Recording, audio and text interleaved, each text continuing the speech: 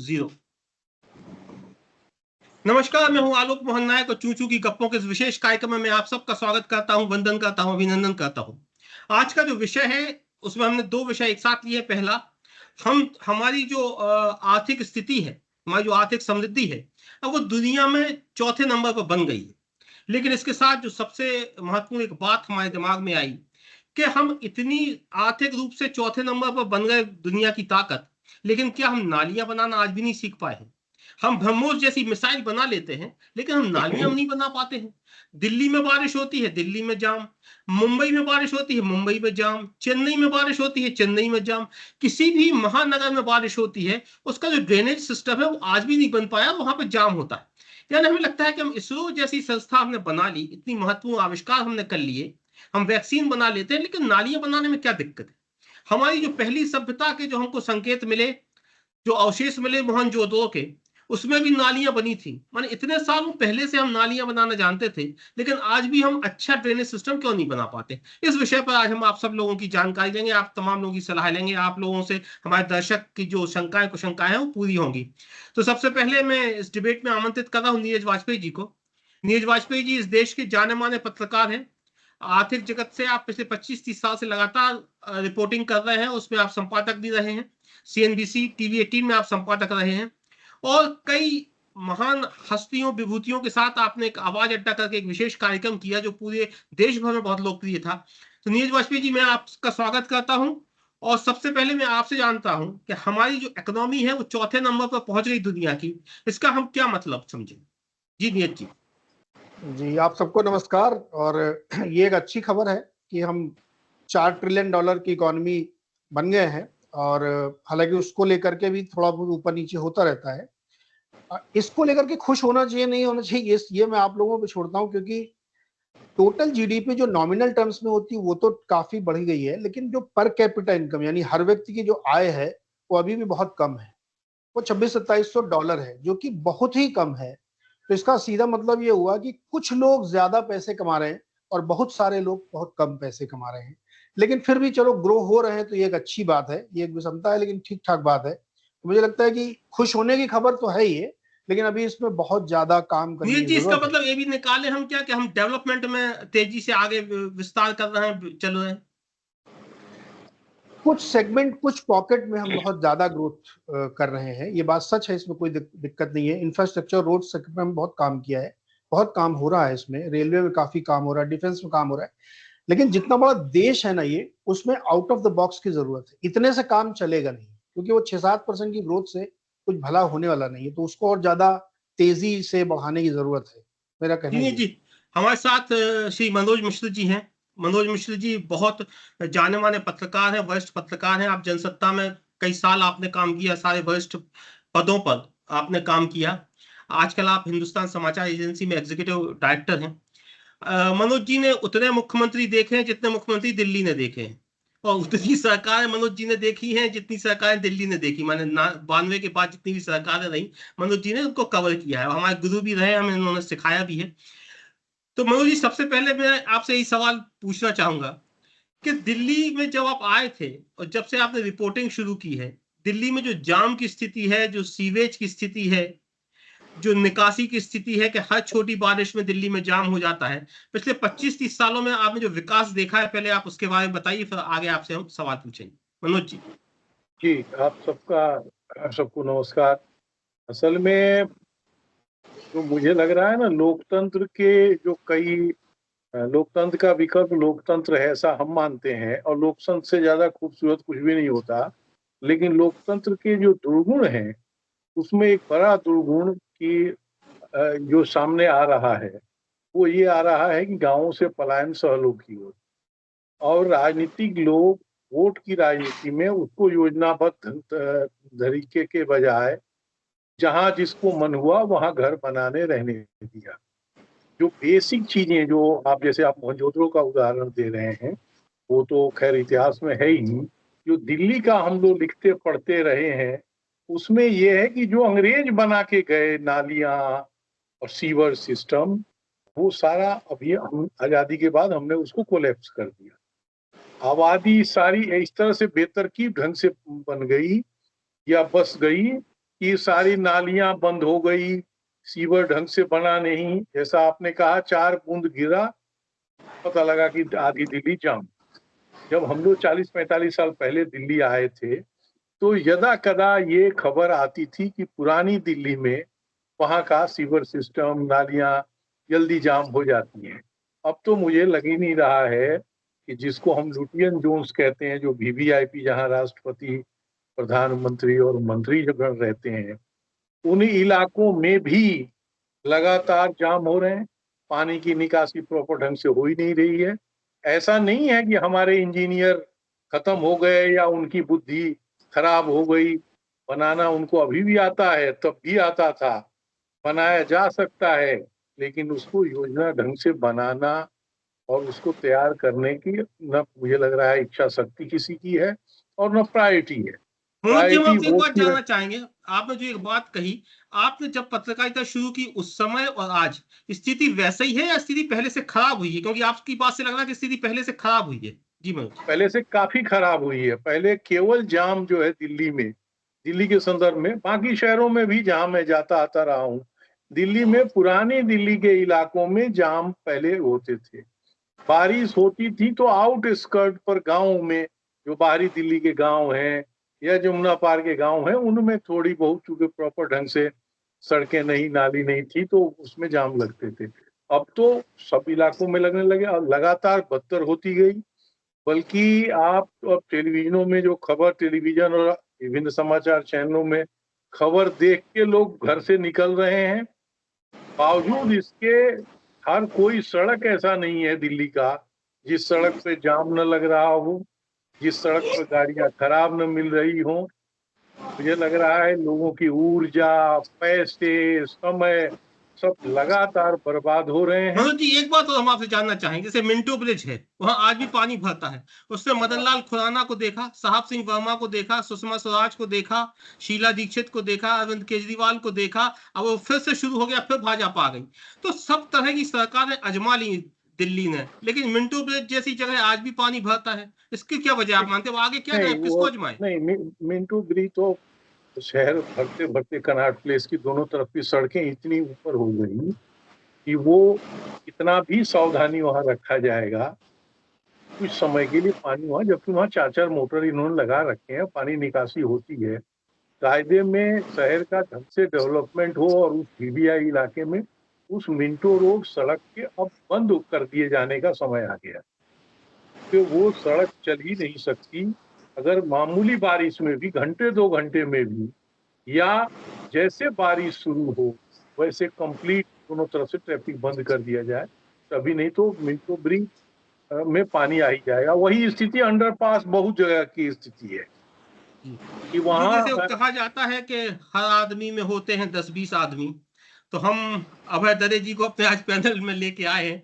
तो हमारा एक स्वार्थ था कि दो तरह के सवाल हम एक ही व्यक्ति से पूछ पाएंगे, क्योंकि अभय दरे जी महापौर भी रहे हैं और इंजीनियर भी हैं। तो पहले इंजीनियरिंग वाले सवाल भी हम आपसे पूछ पाएंगे और महापौर वाले सवाल भी पूछ पाएंगे। तो दो, एक तीर से दो शिकार हम लोग करेंगे। तो अभय जी, पहले सवाल तो हम इंजीनियर के रूप में आपसे पूछेंगे। सर, क्या प्रॉब्लम है, क्या दिक्कत है कि जैसे मनोज जी कह रहे हैं कि इंजीनियर्स तो हमारे आज भी होशियार है, लेकिन सर किसी भी शहर की नालियां वैसी क्यों नहीं बन पा रही समय के साथ, वैसी विकसित और आधुनिक क्यों नहीं हो पा रही हैं जैसी कि बाकी चीजें हम कर पा रहे हैं? अभय जी। देखिए क्या है कि किसी भी शहर में जो स्टॉर्म वाटर है, बरसाती पानी के निकास की जो इंफ्रा बनाई जा रही है, तो इसमें जरूरत इस बात की है कि जो हर शहर का निचला हिस्सा होता है, जो लो लेवल एरिया होता है, तो वहां की ड्रेनेज की जो ड्राइंग है, जो डीपीआर है, वो अलग ढंग से बनाई जाना चाहिए। गलती ये हो रही है कि पूरे शहर की सीवरेज की डीपीआर एक साथ बना के लो लेवल एरिया की अलग से प्लानिंग नहीं की जा रही है। सबसे ज्यादा पानी भरता है जो निचला हिस्सा होता है, हर शहर का एक निचला हिस्सा होता है, वहां पे ही जल भराव ज्यादा होता है। वहां का ड्रेनेज सिस्टम थोड़ा चौड़ा होना चाहिए, बड़ा होना चाहिए, और बल्कि वहां का सिस्टम अलग ही बनाना चाहिए। ये चूक हर शहर में मेरे हिसाब से, एक इंजीनियर की दृष्टि से मेरे हिसाब से ये चूक हो रही है कि निचले स्तर की ड्रेनेज की व्यवस्था अलग से प्लानिंग नहीं हो पा रही। एक तो ये गलती हो रही है। दूसरा, यदि हम मेयर के रूप में बात करें, तो जो इंफ्रास्ट्रक्चर सरकार बना के दे रही है, उसको ब्लॉकेज ना हो, उसकी बरसात के पहले साफ सफाई, कचरे की सफाई, ये जवाबदारी होती है नगरीय निकाय की, चाहे वो नगर निगम हो, चाहे वो नगर पालिका हो। तो गर्मी के जो मौसम में बरसात के पहले उन नालियों की सफाई करना, उन नालों की सफाई करना, उन सीवर लाइन की सफाई करने की जवाबदारी नगरीय निकाय एजेंसीज की होती है। उसमें कहीं न कहीं लापरवाही हो रही है। व्यवहार रूप में हम देखें तो, चाहे हमारा शहर हो, चाहे कोई भी शहर हो, जिस ढंग से नाली की सफाई बरसात के पहले, कचरे की सफाई होना चाहिए, नाली की, वो उस ढंग से प्रैक्टिकली होती नहीं है। उसका परिणाम होता है कि जब तेज बारिश आती है, पहली बारिश जब तेज होती है, आधा घंटा, 1 घंटा बहुत तेज बारिश हो गई, तो समझ लो कि सफाई व्यवस्था की पोल खुल जाती है और वहीं पे जल भराव होना शुरू हो जाता है। और ये स्थिति चाहे मुंबई हो, चाहे दिल्ली हो, चाहे हमारा शहर हो, चाहे भोपाल हो। तो पहली जवाबदारी मैं समझता हूँ नगरीय निकाय की है, चाहे वो नगर निगम हो, चाहे नगर पालिका हो, कि वो जो इंफ्रा जो हमारा बना हुआ है, जो नाली ड्रेनेज सिस्टम बना हुआ है, उसकी सफाई व्यवस्थित रूप से 100% हो, ये सुनिश्चितता होना चाहिए। और उसके लिए एक अलग से नोडल अधिकारी जो जलभराव वाले क्षेत्र होते हैं, जो शहर का निचला हिस्सा होता है, जहाँ सबसे ज़्यादा पानी इकट्ठा होता है, उस क्षेत्र की प्लानिंग अलग ढंग से होना चाहिए, जो कि अलग ढंग से नहीं हो रही। पूरे शहर की अभय प्लानिंग तो जी, होती है।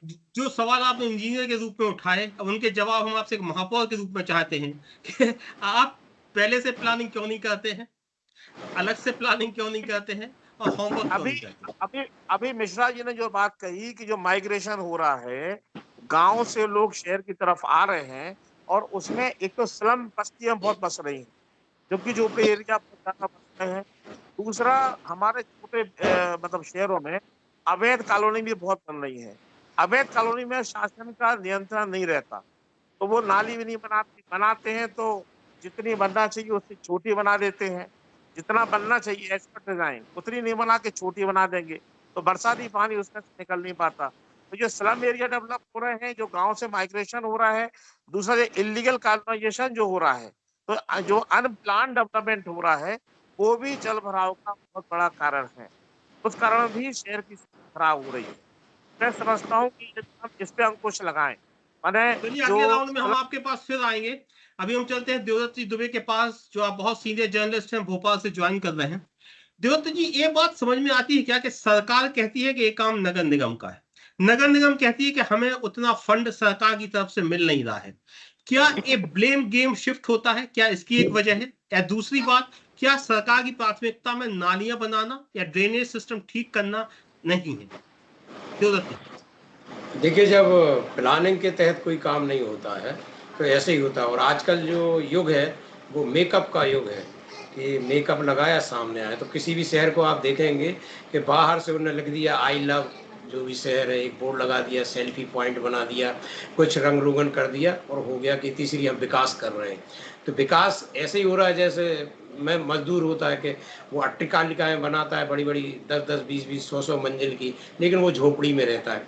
तो विकास बहुत हो रहा है, लेकिन वो नालियों तक नहीं आ पा रहा, क्योंकि उससे उसकी कोई इमेज नहीं बन रही। जबकि यदि आप उस दृष्टि से बनाते कि आम आदमी को हम वोट लेते हैं कि सुविधा देना है, तो पहली प्राथमिकता तो उसके घर से निकलते ही है कि वो घर सही पहुँच पाए, घर से निकलते में सही जगह पहुँच पाए। बम्बई में पिछले 3-4 साल पहले कितना एक अच्छा डॉक्टर जो था, वो गाड़ी सहित नाली में चला गया और फिर पता ही नहीं चला। ऐसी बहुत सारी चीज़ें। तो जब तक ये आरोप प्रत्यारोप होता है, जब एक ही दल की यदि सरकार है कहीं, तो फिर वो क्या नगर निगम क्या सरकारों को फंड लेने में भी कोई दिक्कत नहीं, अलग अलग सरकारें हैं तब भी कोई पता चलता है। तो कई बार तो ऐसा भी होता है, पहले कांग्रेस की सरकार होती थी, उनकी महापौर, बीजेपी की सरकार है, उनके महापौर हैं। तो ये तो सब बहानेबाजी होती है कि टालने की बात है। फंड की कमी नहीं होती है, बस उसमें वो देखते हैं कि उनको कहाँ उनको एक तरह से लाइक कमेंट मिल रहे हैं, कहाँ उनको दिख रहा है कि हम विकास बहुत अच्छा कर लिया, और कहाँ उनको पैसा, बड़े-बड़े कामों, बड़े-बड़े टेंडर होते हैं, तो उसमें जो सेटिंग होती है, ये तो पार्षद स्तर पर नाली ये सब। लेकिन जब तक व्यवस्थित विकास नहीं होगा, ये धमनियाँ हैं, नालियाँ जो हैं, तो अवरुद्ध होगा तो हार्ट अटैक, तो यही तो होता है। एक बरसात हुई नहीं, जैसे मेकअप होता है, 4 छींटे चेहरे पे मारो, असली चेहरा सामने आ जाता, सब मेकअप उतर जाता है। तो ऐसे एक बरसात में बड़े-बड़े शहरों का मेकअप विकास का उतर जाता है। तो जब तक उस दृष्टि में नहीं सोचेंगे। अपने यहाँ बहुत सारी चीज़ें ऐसी हैं कि आप मेट्रो, बुलेट ट्रेन चलाने की बात करेंगे, लेकिन मैंने देखा कि 4 साल पहले इटारसी में एक सिग्नल खराब हो गया, तो 6 महीने काम चला, ट्रेनों को डाइवर्ट किया गया। एक छोटा-सा काम सुधारने में महीनों, सालों लग गए। तो ये जो प्लानिंग की कमी है, जो कई बार आप देखते होंगे चौराहे की रोटरी आज बनती है, 1 साल बाद उसको उखाड़ के दूसरी तरह बन जाती है। फुटपाथ आज बना, कल दूसरा उखाड़ के बना। ये क्या है? प्लानिंग नहीं है, पैसे का दुरुपयोग। और जो सत्ता में जो लोग बैठते हैं, और एक और बात, अभय दरी जी तो खैर इंजीनियर थे, महापौर थे। एक शैक्षणिक योग्यता नहीं देखी जा रही। महापौर, नगर पालिका अध्यक्ष, इनमें आप जाति आधार पे जो भी टिकट देते हैं आप, क्योंकि वो जब एक पढ़ा लिखा व्यक्ति जैसे इंजीनियर महापौर बने तो बहुत अच्छी बात है कि वो शहर का विकास व्यवस्थित करेगा।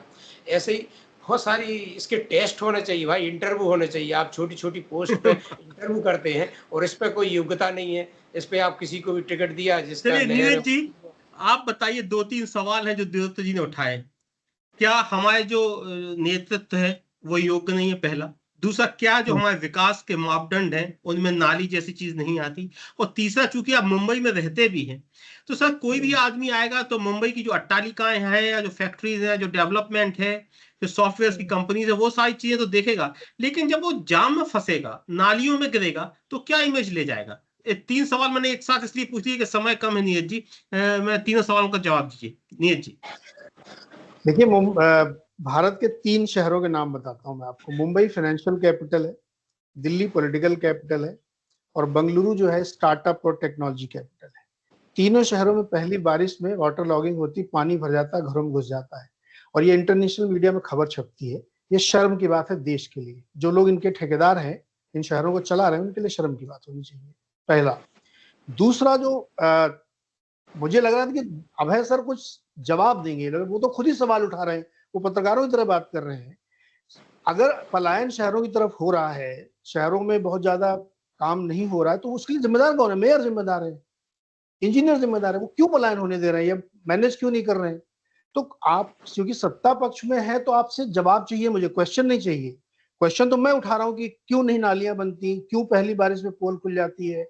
एक आदमी नीचे केबल डाल के जाता है ब्रॉडबैंड की, उसके तीसरे दिन वो फिर खुदती है, उसमें कोई और लाइन डलती, चौथे दिन वो फिर खुदती है। एक साथ कोऑर्डिनेशन क्यों नहीं होता है? या मुझे ऐसा लगता है कि ना तो पैसे की कमी है, ना ही सरकारों में कोई दिक्कत है, विजन की कमी है। कोई प्लानिंग नाम की चीज होती ही नहीं है कि कितनी चौड़ी सड़क होनी चाहिए, कितनी बड़ी बिल्डिंग होनी चाहिए। अगर शहरों की तरफ पलायन होगा ही, ये यहाँ भारत में थोड़ी हो रहा है, पूरी दुनिया में शहरीकरण की तरफ पलायन हो रहा है। तो आपको पहले से प्लान करना पड़ेगा कि हर शहर में 10% लोग हर साल बढ़ेंगे, तो उनके लिए कैसे रहना सहना होगा, कैसे अपना ड्रेनेज सिस्टम बनाएंगे। तो विजन नहीं है, प्लानिंग नहीं है, बस कैसे भी धक्का पेल काम चल रहा है।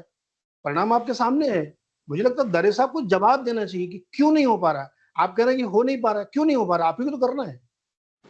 नीरज जी, एक बात और हम आपसे पूछेंगे, फिर हम दरे जी के पास जाएंगे। हम अक्सर बीएमसी की खबरें सुनते हैं कि कभी किसी हीरोइन का मकान तोड़ दिया, कभी किसी हीरो का मकान तोड़ दिया। इन चीजों को लेके हम आपकी मुंबई की जो नगर पालिका उसके नाम सुनते थे, लेकिन इस बात की जिम्मेवारी कभी हम नहीं देखते कि पानी जो भर गया तो इधर नालियां बंद हो गई या सीवर में डॉक्टर बह गया।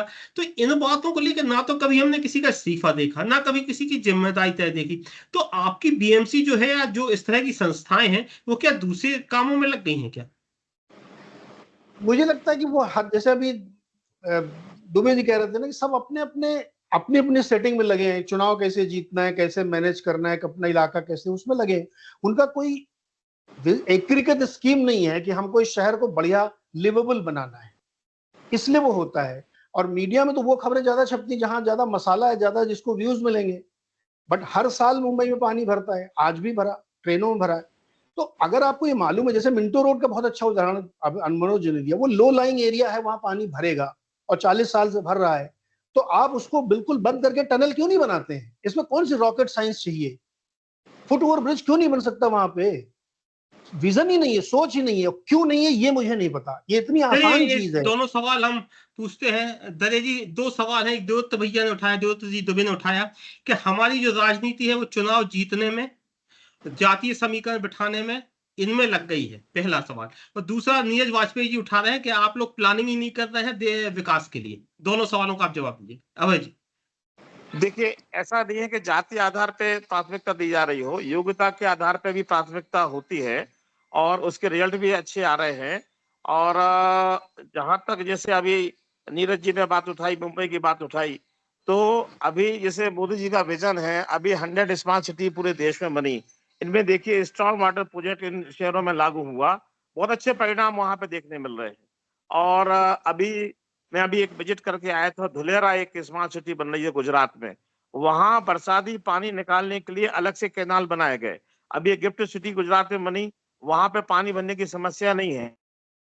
तो जो सरकार नया डेवलपमेंट कर रही है, नए शहर बना रही है, वहां जल भराव ना हो इसकी चिंता सरकार भरपूर रूप से कर रही है और सफल भी है। मगर जो पुराने शहर हैं उनमें बदलाव की आवश्यकता है। सरकार इसमें बहुत से कदम उठा रही है और अब थोड़ा सा लंबा प्रोसीजर होता है पूरे शहर की सीवर लाइन को बदलना या उसको चौड़ा करना या उसकी क्षमता बढ़ाना। क्योंकि मेन जो दिक्कत जा रही है कि हमारी जो स्टॉर्म वाटर जो हमारी क्षमता है, कैपेसिटी है, वो बहुत कम है, उसको हमें बढ़ाना पड़ेगा। और बढ़ाने के लिए बहुत से शहरों में सरकार ने काम चालू किया है। थोड़ा समय लगेगा, मुझे उम्मीद है कि आने वाले कुछ वर्षों में ये सरकार की योजनाएं सफल होंगी और बरसाती पानी से हम मुक्ति हमें मिल सकती है, जो जल भराव की स्थिति हो रही है। और खासतौर से जो लो लेवल हमारा एरिया है, इसमें विशेष रूप से काम करने की जरूरत है। हर शहर में जो लो निचला लेवल होता है, वहां सरकार यदि प्रायोरिटी पे काम करे तो बहुत हद तक हमें समस्या से हमें निजात मिल सकती चलिए मनोज जी है। से बात करते ऐसा हैं। मनोज जी, अगर दिल्ली की बात करें तो आपको कहीं कोई उम्मीद जगती है क्या कि कोई प्लानिंग आपको लगता है कि होने वाली है? क्योंकि अब तो ट्रिपल इंजन सरकार है दिल्ली की, विशेष रूप से बात करें तो आपको ऐसा लगता है क्या कि आने वाले दिनों में जाम से, सीवर की परेशानियों से हमें मुक्ति मिल सकती है? मनोज जी। सवाल ही नहीं, सवाल ही नहीं। ये जिस पार्टी की अभी ट्रिपल इंजन सरकार है, उसी के एक नेता जगमोहन यहाँ इसलिए चुनाव हरा दिए गए कि उन्होंने झुग्गियों को शिफ्ट किया नई दिल्ली से, जहां वो काम करते थे उस इलाके में बसाया। और उन्होंने मुझे बैठा के ये बात कही, प्रेस कॉन्फ्रेंस बड़े बड़े किए, सफाई दी। और आज वही चीज करने की जरूरत है कि भाई अगर काम किसी को बवाना में है तो वो उसको कनॉट प्लेस में क्यों रहना चाहिए और झुग्गी डाल सड़क पे डाल के, या किसी को काम अगर ग्रेटर नोएडा में है तो वो उसको दिल्ली में क्यों रहना चाहिए। ये प्लानिंग नहीं। और जैसा अभी उदाहरण हम लोग मिंटो ब्रिज का कह रहे थे, मैं एक छोटा सा अचानक बात करते हुए ध्यान में आया, दिल्ली की एक प्रसिद्ध जगह है आईटीओ। आईटीओ पर किसी जमाने में, अब तो बड़ी बड़ी बिल्डिंगें बन गई, विकास मीनार सबसे ऊंची बिल्डिंग थी 24 माले की। वहां उसके सामने आज भी, मैं 20 साल तो मुझे हो गए उस सड़क पर चलते हुए, आज भी वहां पानी नीचे से रिसता है। और मुझे मेरी जानकारी में कम से कम कई करोड़ रुपया खर्च हो चुके उस लीकेज को बंद करने पर। और आईटीओ का अंदाजा आप सब लोगों को है ही, दिल्ली आप सब लोग दिल्ली आते जाते रहते हैं, नीरज जी और आलोक जी तो रहते ही हैं, नीरज जी आते जाते, कि कितनी गाड़ियां चलती है वो आज तक हम नहीं ठीक कर पाए। ये इंजीनियरिंग का दोष तो है ही, लेकिन जो मुझे लग रहा है, जो ध्यान नेता और अफसरों का है, अफसर का ध्यान है नेता को खुश करके अपना काम बनाने के लिए, नेता का ध्यान है कि वोट बसाने पर।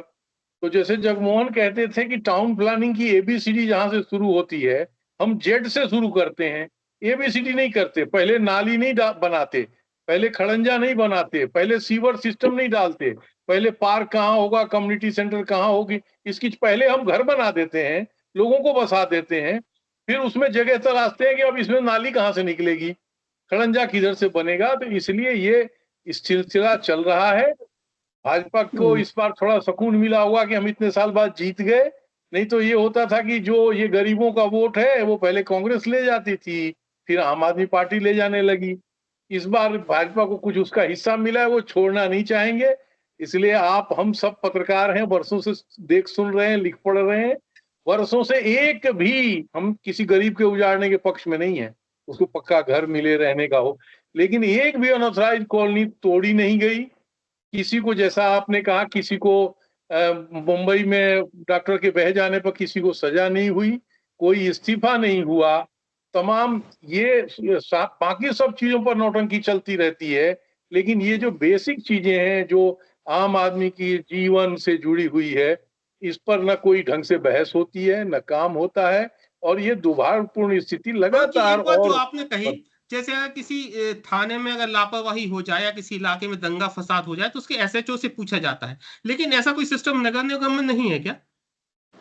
नहीं, नगर निगम इसलिए कि चूंकि तो पोस्टिंग जो होती है कमिश्नर की, आप तो खैर कवर किए हुए हैं कई चीजें, आप जो पोस्टिंग होती है यहाँ तो दिल्ली से जगह में एक एक दरोगा की पोस्टिंग जो होती है वो एमसीडी कमिश्नर और एमसीडी के बड़े अधिकारी या डीडीए के बड़े अधिकारी के अपॉइंटमेंट कैसे होते हैं, किस लेवल पर पैरवी होती है, ये कहना माने एकदम जहां अंत होता है सत्ता का सबसे शीर्ष है वहां से पैरवी होती है, उस अफसर को छूने की किसको हिम्मत है? वो आके हमें नमस्ते कर दे किसी नेता को, किसी मेयर को, वो उतने ही में गदगद होंगे, क्योंकि उसकी सेटिंग तो सीधे ऊपर तक है, आप उसका कुछ नहीं कर पाएंगे। कोई रिस्पॉन्सिबिलिटी, मतलब मेरे इतने साल के पत्रकारिता के कैरियर में एक भी किसी घटना के लिए कोई एमसीडी कमिश्नर, कोई एनडीएमसी चेयरमैन, कोई डीडीए वीसी ने इस्तीफा नहीं दिया होगा, न उससे लिया गया होगा। देवदत्त जी, जब मनोज मिश्रा जी जैसे सीनियर व्यक्ति या कोई सवाल उठाते हैं तो मुझे लगता है कि पूरे समाज को ध्यान से सुनना चाहिए और उसमें कोई ना कोई सत्यता हुई सवाल टालने की बजाय उसमें हमको जवाब खोजना चाहिए। देवदत्त जी, आप बताइए कि इसका क्या हल है? जब मनोज जी सीधा सीधा बता रहे हैं कि सरकार की प्राथमिकताएं अलग हैं, सरकार के जो लोग नेतृत्व कर रहे हैं उनकी विचारधारा अलग है, और जब तक ये विचारधारा चलेगी, इस तरह का नेतृत्व चलेगा, वो मनोज जी कह रहे हैं कि विकास नहीं हो सकता, ये तो छोटी मोटी चीजें हैं, कभी ठीक नहीं हो पाएंगी नालियां वालियां। देवदत्त जी, देखिए, अभी तक का तो यही है कि हम देख रहे हैं कि लगातार आवाज भी उठा रहे हैं, पत्रकार भी, जनप्रतिनिधि भी। जब तक सरकार ये ना समझेगी कि हो सकता है कि हम इससे भी चुनाव हार सकते हैं यदि हमने नालियां ना बनाई, बरसात में जो दिक्कत है, लोग गांठ बांध जाएंगे, हम चुनाव में देखेंगे। वोट जो आज़ादी के बाद समस्या समाधान के लिए बनी थी, वोट एक समस्या हो गई है। वोट के चक्कर में बहुत सारे निर्णय ऐसे प्रभावित होते हैं। तो जब तक जनता में भी ये जागरूकता है कि वो तय कर लें कि हम, यदि हमारे पास ऐसी सुविधा नहीं रहेगी तो हम नहीं देंगे वोट, चाहे तुम कुछ कर लो। तो जब तक सरकार को ये नहीं लगेगा कि इस मुद्दे पे हमारी वोट जा सकती, जैसे वो धर्म पे, जाति पे और भी मुद्दों पे जैसे वो चिंता करते हैं, जब तक ये चिंता नहीं होगी, या फिर दूसरी भावना हो, नैतिकता इतनी हो कि हम जब अपने बंगले से निकलते हैं तो हमारे लिए तो अच्छी नाली, सड़क, हमारे लिए ट्रैफिक रोक दिया जाता है, भीड़ नहीं होती, हम निकल जाते हैं। ऐसे ही आम आदमी की ज़िंदगी भी है, जो बेचारा कभी कोई हॉस्पिटल नहीं पहुंच पाता, पता चली वो फंस गया जाम में, वहीं अटैक पड़ गया, उसको ख़त्म हो गया, डिलीवरी हो जाती है एम्बुलेंस में। जब ये नैतिकता, ये मानवता नीति निर्धारकों के पास जब तक नहीं आएगी, या तो ये ख्याल है ऐसे लोग पदों पर बैठे, या दूसरे वो जी, आपने बहुत महत्वपूर्ण सवाल उठाया। मैं एक छोटी सी बात से समाप्त करता हूं कि बहुत बचपन में कहानी हम लोग सुनते थे कि एक व्यक्ति सबसे ताकतवर पुरुष से अपनी बेटी की शादी करना चाहता था, तो वो सूरज के पास गया। सूरज ने कहा कि मुझे तो बादल ढक लेते हैं। तो बादल ने कहा मुझे हवा बहा ले जाती है। फिर हवा ने कहा कि मुझे बहाव रोक देते हैं, और बहाव ने कहा कि मुझे चूहा जो है खोद देते हैं, सबसे पावरफुल चूहा हुआ। तो इस तरह हमने पूरी बातें सुनी। नीरज वाजपेयी जी ने बताया कि कहीं कोई प्लानिंग कैसे नहीं है, जो कि प्लानिंग होनी चाहिए। हमारे जो महापौर रहे हैं सागर के, और जो इंजीनियर भी हैं, उन्होंने बताया कि किस तरह से प्लानिंग और होमवर्क दोनों होना चाहिए, जो कि नहीं होता है। एक चीज थोड़ा जी एक चीज बोलना चाहता हूँ लोग जी, कि दरअसल हो रहा है कि देखिए, नालियां हर शहर में बनी है, चाहे वो नगर पंचायत हो, चाहे नगर पालिका हो, चाहे नगर निगम हो, चाहे मेट्रोस हो ये रहा है कि डीपीआर जो बनाई जाती है, जो ड्राइंग बनती है, उसमें उस क्षेत्र की जो कैपेसिटी होती है, मतलब डिस्चार्ज कितना है, कितना पानी इसमें से निकलना चाहिए, वो क्वांटिटी का आधार पे डीपीआर नहीं बनती है, और मतलब कम क्षमता वाली नालियां, सीवरेज बन जाते हैं। ये भी बहुत बड़ा टेक्निकल रीजन है जल जी भराव का। तो शुरुआत गड़बड़ी की होती है डीपीआर से, जो जी ड्राइंग बनती है डीपीआर बनती है, और डीपीआर जो बनाते हैं, मुझे कहने में कोई संकोच नहीं है कि वो कहीं ना कहीं उनका मामला सेट रहता है, वो डीपीआर बना देते हैं। अब वो डीपीआर बनाने वाले योग्य हैं कि नहीं, इस पे प्रश्नवाचक चिन्ह है। जी, हमारे मैं स्पष्ट बोल अभय जी ने कहा कि डीपीए, जो आपके सामने एक अलग सी बात करी। मनोज मिश्रा जी चूंकि इतने सीनियर जर्नलिस्ट हैं, और जब कोई सीनियर व्यक्ति कोई सवाल उठाता है तो सवाल ना होके एक पत्थर पे लकीर जैसी खिंच जाता है। तो मनोज जी ने साफ साफ बताया कि किस तरह से लोग पोस्टिंग लेके आते हैं और कहीं कोई उत्तरदायित्व तो नहीं है। लेकिन उस पूरे डिबेट को जब खत्म किया देवदत्त जी ने, तो उन्होंने एक बड़ी महत्वपूर्ण बात कही। उन्होंने सारी समस्याएं तो मानी, सारी परेशानियां देवदत्त जी ने मानी, सारे लोगों की बातें सम्मान से सुनी, लेकिन उन्होंने एक सबसे महत्वपूर्ण सवाल पैदा किया और उस सवाल के साथ इस डिबेट को अंत किया। उन्होंने कहा कि जब तक कोई आदमी इसलिए वोट देने से इनकार नहीं करेगा कि उसके जाम है, उसकी नालियां ठीक नहीं है, जब तक ये स्थिति नहीं सुधरेगी। तो आखिरी में देवदत्त जी ने जो हथियार है, जो ताकत है, वो वापस आपके हाथ में दे दी है। आप इसका कितना इस्तेमाल कर पाएंगे, ये आपके ऊपर है। आप सब लोगों को, सारे अतिथियों को मैं हृदय से आभार जताता हूँ। बहुत बहुत धन्यवाद कि एक छोटा सा विषय था, लेकिन आप लोगों ने अपने ज्ञान से, अपनी ताकत से उसे इतना महत्वपूर्ण, इतना रोचक बनाया, इतनी मुझे भी उम्मीद नहीं थी। बहुत बहुत आभार, बहुत बहुत धन्यवाद। सभी को बहुत बहुत नमस्कार।